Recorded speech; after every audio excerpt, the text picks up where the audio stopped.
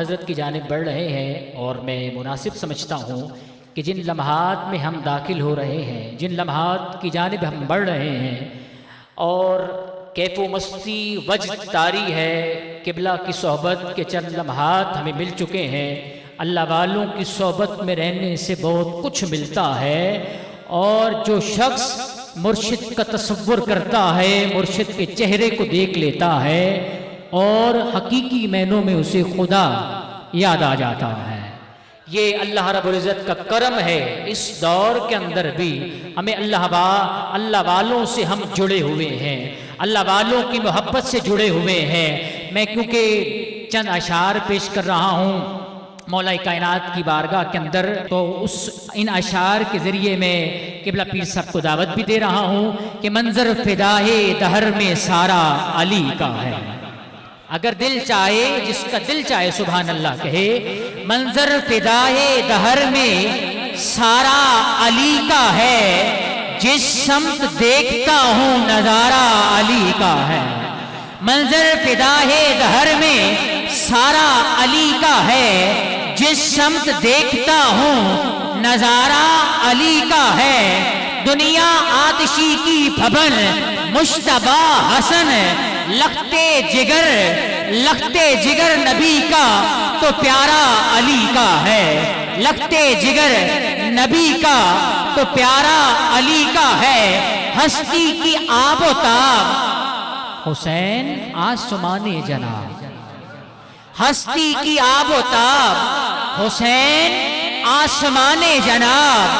زہرا کا لال راج دلارا علی کا ہے، زہرا کا لال راج دلارا علی کا ہے۔ اور مرحب تو نیم ہے سرے مقتل پڑا ہوا۔ آقا نے ایسے نہیں کہا انا مدینۃ العلم و باب علیہا، مرحب تو نیم ہے سرے مقتل پڑا ہوا۔ اٹھنے کو اب نہیں یہ مارا علی کا ہے، اٹھنے کا اب نہیں یہ مارا علی کا ہے۔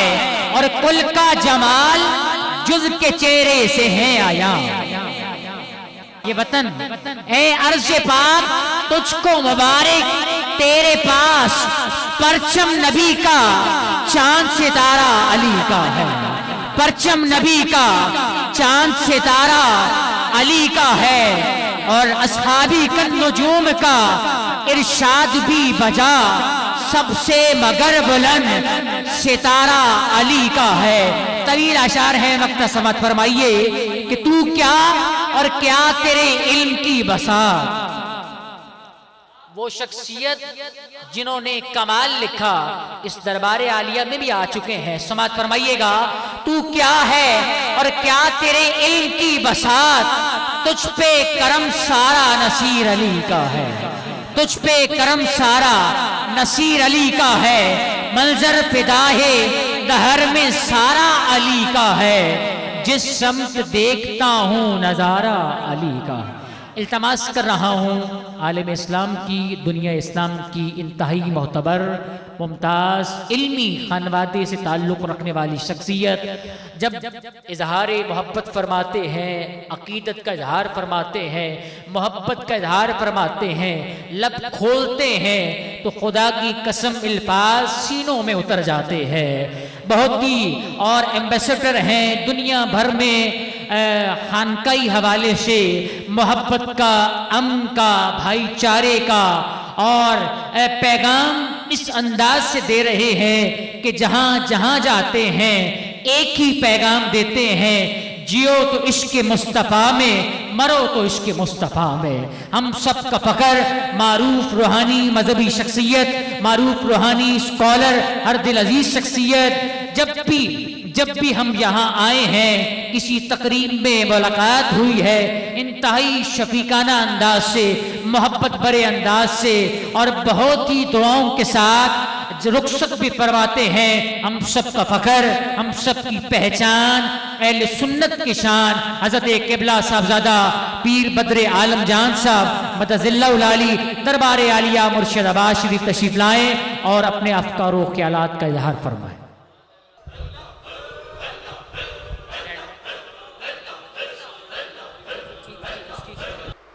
اما بعد فاعوذ باللہ من الشیطان الرجیم بسم اللہ الرحمن الرحیم واصبر نفسک مع الذین یدعون ربهم بالغداة والعشی یریدون وجہہ ولا تعد عیناک عنہم قال اللہ تبارک وتعالی فی القرآن الحکیم وفی مقام آخر الا بذکر اللہ تطمئن القلوب صدق اللہ مولانا العظیم قال الرسول صلی اللہ علیہ وسلم کلمتان حبیبتان الی الرحمن خفیفتان علی اللسان ثقیلتان فی المیزان ان اللہ وملائکتہ یصلون علی النبی یا ایھا الذین آمنوا صلوا علیہ وسلموا تسلیما اللہم صل علی سیدنا مولانا محمد وبارک وسلم علیہ۔ ایک دفعہ پھر دل کی اتاہ گہرائیوں کے ساتھ خلوص کے ساتھ نبی کریم رؤوف الرحیم علیہ السلام کی بارگاہ میں درود و سلام کا نذرانہ پڑھیے۔ اللہم صلی علی سیدنا مولانا محمد وعلی آل سیدنا مولانا محمد وبارک وسلم علیہ۔ ہو بذکر ساز کن نام خدا آغاز کن کفل ز سینہ باز کن مشغول شو در ذکر ہو اور کی محمد سے وفا تو نے تو ہم تیرے ہیں یہ جہاں چیز ہے کیا لوح و قلم تیرے ہیں۔ اور عشق و محبت کی بساط میں لپٹے ہوئے کئی دلوں کی حالات لفظ میں محبت میں اپنے اپنے اظہار کے طریقے بیان کر کے رخصت ہو گئے۔ اگر انہی عشق کی لڑیوں میں سے ایک ایک موتی صفحہ کرتاس پر رکھتے رہے تو لمحے بیت جائیں گے لیکن وہ لکھنا جو ہے وہ ختم نہیں ہو سکتا ہے۔ آخر میں بس آقا کی بارگاہ میں ایک نعت کا خوبصورت شعر ہے۔ نقیب محفل نے بڑی خوبصورت انداز میں اس محفل کو اپنے محبت سے اشعار کی شکل میں لوگوں کے سینوں کو مدینے سے ملایا۔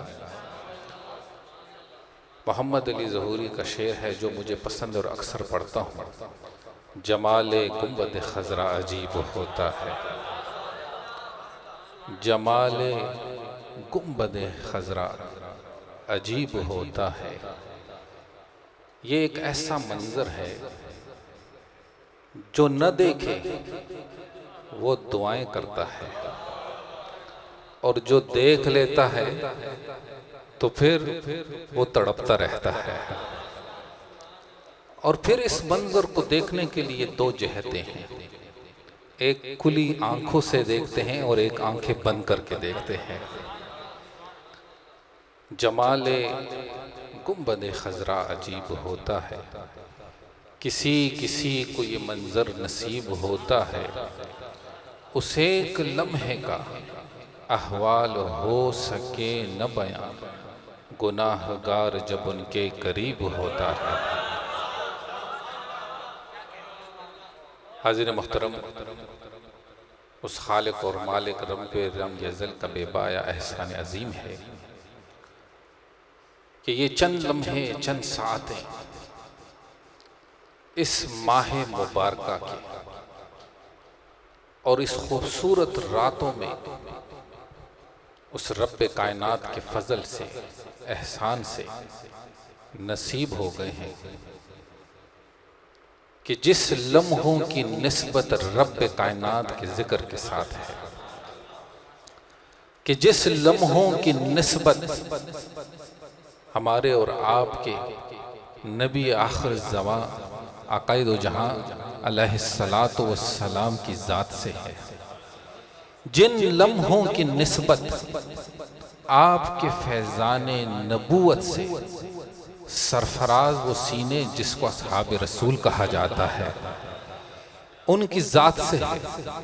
اللہ اکبر، کروڑوں درود و کروڑوں سلام آپ کی آل پر کہ آپ کی آل کے ساتھ اس مجلس کی اس نشست کی نسبت ہے، تو پھر کیوں نہ ہم اس نشست پر ناز کرے کہ جس نشست کو رب کائنات نے اپنی رحمتوں کے سائے کے نیچے رکھ دیا ہے۔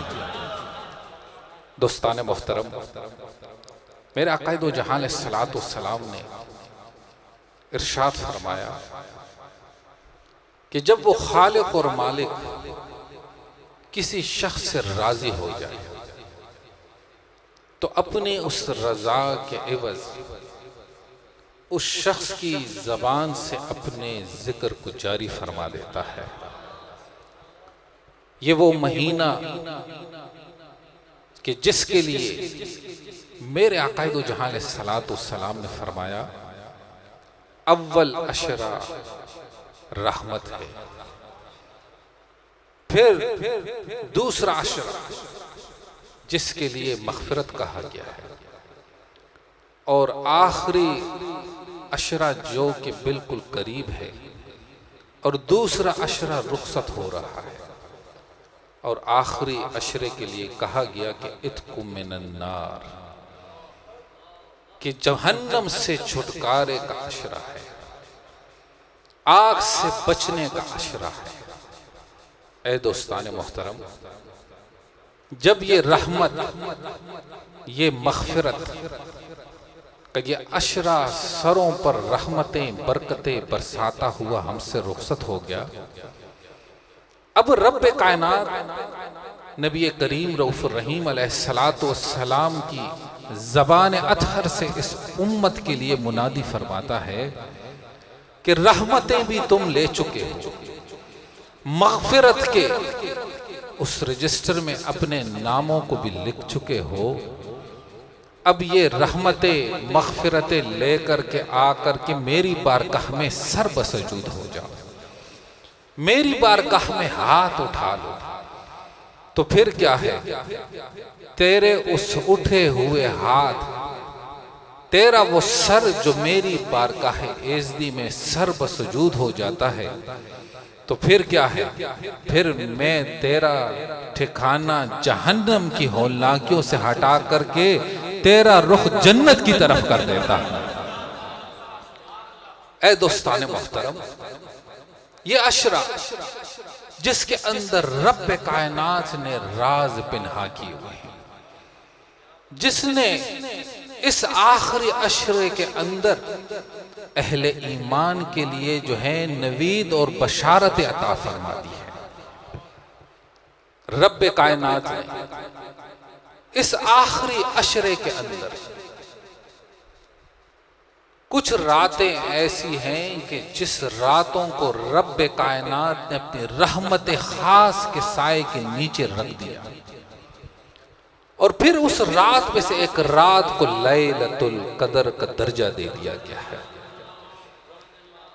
اب اس رات کو مخفی رکھا کہ کون اہل دل ہے، کون اہل نظر ہے، کون ایسا ہے کہ جو میری بارگاہ کی طرف تڑپنے پھڑکنے والا ہے، اب وہ کوشش کرے گا، اپنے آپ کو میری بارگاہ کی طرف لے کر کے آئے گا، اپنے ٹوٹے ہوئے دل کو لے کر کے آئے گا، پھر اس دل سے میرے ذکر کو بلند کرے گا، میرے آقا دو جہاں نبی کریم رؤوف الرحیم کی عشق اور محبت کے سائے کے نیچے لے کر کے آئے گا، تو جب آئے گا تو پھر وہ رات اپنی رحمتوں کے دروازے اس شخص پر کھول دیتا ہے،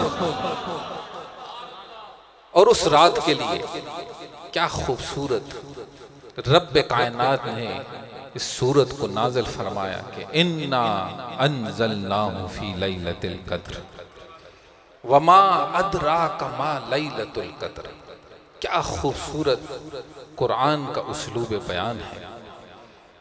وما ادراک ما لیلۃ القدر، لیلۃ القدر خیر من الف شہر، تنزل الملائکۃ والروح فیہا بإذن ربہم من کل امر سلام ہی حتی مطلع الفجر، کہ یہ وہ رات ہے کہ جس رات کو رب کائنات نے فرمایا کہ یہ لیلۃ القدر کی رات ہے، کہ اس رات میں اس کتاب کو جس کو قرآن پاک کہا جاتا ہے، جو نبی آخر الزمان علیہ الصلاۃ والسلام پر نازل ہوئی، تو رب فرماتا ہے کہ اس رات کو رب کائنات نے اس قرآن کو عالم اس دنیا پر نازل فرما دیا، اور پھر اس رات کو تنزل الملائکۃ والروح، اترتے ہیں رب کائنات کے اذن سے اللہ کی پاک نورانی مخلوق جو اپنے پھروں کو بچھا دیتے ہیں، اور پھر یہ رات کون سی رات ہے؟ سلامتی کی رات ہے۔ یہ رات کون سی رات ہے؟ یہ دعاؤں کی رات ہے۔ یہ رات کون سی رات ہے؟ یہ مغفرت اور بخششوں کی رات ہے۔ اے دوستان محترم، اب اس رات کو رب کائنات نے مخفی فرمایا، تلاش کرو اس آخری عشرے کے اندر۔ اللہ اکبر، جو رب کی رحمت کو لینا چاہتا ہے تو وہ تلاش کیسے کرے گا؟ بس وہ اپنے سینے کو مدینہ بنائے گا۔ جب سینہ مدینہ بنے گا تو وہ رات کے رحمت کے دروازے اس پر آ کر کے کھل جائیں گے، اس رات کے رحمتوں کے دروازے کھل جائیں گے۔ اے دوستان محترم، اب آئے جب یہ سینہ مدینہ بنتا ہے تو پھر وہ اسرار و رموز وہ انسان کی دل کی حالت اور کیفیت ظاہر پر چھا جاتی ہے۔ جب ظاہر پر چھاتی ہے تو پھر وہ فکر بدل جایا کرتی ہے۔ جب فکر بدلتی ہے تو وہ ہاتھ بھی خیر والے بن جاتے ہیں، وہ نظریں بھی خیر والی بن جاتی ہیں، پھر وہ خود بھی خیر کے راستے پر ہوتا ہے، اور جو ساتھ آتا ہے بیٹھتا ہے اس کو بھی خیر کے راستے پر ڈال دیا کرتا ہے۔